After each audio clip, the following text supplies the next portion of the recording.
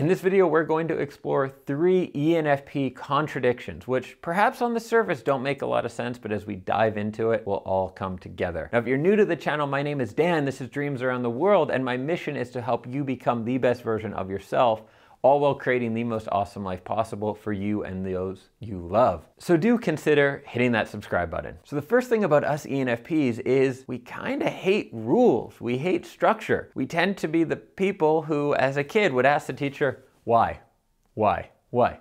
Why does this make sense? Why do I have to do that, right? We don't like rules and structure, especially if there's no logic behind it. If it's this arbitrary rule, you know, the teacher just says, the worst thing a teacher can say to an ENFP is, because I said so, right? You have lost us. Now, here's the funny thing with this is, in my experience as an ENFP and working with probably 100 plus ENFPs as clients at this stage, is we need rules and we need structure. Not that we want some really boring, orderly life, but we need to create structures for ourselves that allow us to thrive. By creating a structure for ourselves and setting rules and boundaries, we can actually have a lot more fun, be a lot more creative, and get a lot more done. So on the surface, hey, we hate rules, but in reality, that's what we need to really thrive and be ourselves. Number 2 is that we really don't like to plan. I filmed a video about this today as well. A lot of ENFPs love to be in the moment and not think about the future, and yet planning is one of the things that can allow us to really thrive. When we plan, whether it's a day ahead or 3 months ahead, it allows us to be more likely to reach our goals, but also to have less anxiety and more focus in the moment. Many ENFPs want to do everything in life, right? And that's where the planning can become tough, because you talk to an ENFP and they say, hey, I want to have my own band, I want to be a film director, I want to travel the world, I want to be a writer, I want to be a poet. I can't decide, so I don't want to plan, because if I plan to do one thing, I have to say no to all those other things. It's like saying yes to something says no to other things. The reality is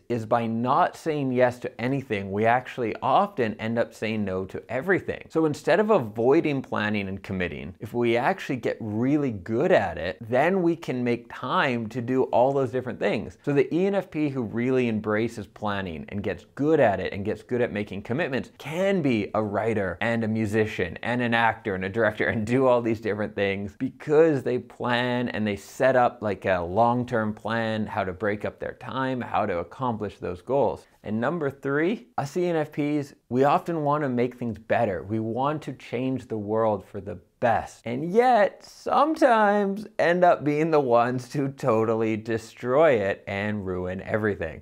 Now hear me out, hear me out. If you were to browse a list of some people that are thought to be ENFPs, you might notice a relatively high frequency of dictators, revolutionaries, this sort of thing. There's a saying that anything done to the extreme becomes its opposite, or the saying goes something like that. I'm paraphrasing here. But that can sometimes happen with us ENFPs, where we don't necessarily understand the balance of things. Nature, human civilization, the world as a whole tends to work well with balances. It's the whole relationship between conservatives and progressives. You need both. If everyone in the world was a progressive, things would fall apart so quickly. And if everyone in the world was a conservative, then things would like stay the same and nothing would evolve and there'd be no change. We need both. We need that balance. And sometimes in our desire to make things better, we go a little extreme. Now, probably, I'm thinking most of you watching are not yet dictators. At least 80% of you are not yet dictators of some kind of Latin American or Middle Eastern nation. So that's really positive. The other 20%, we can have a chat after class. So likely this third contradiction doesn't really apply to any of us in day-to-day normal life, right? Or does it? Let's take health as an example. When someone wants to become really healthy and make changes, that's awesome, right? That's a really positive thing to be doing. Great, you care about your health, you want to make a difference. But what happens when it's taken to the extreme?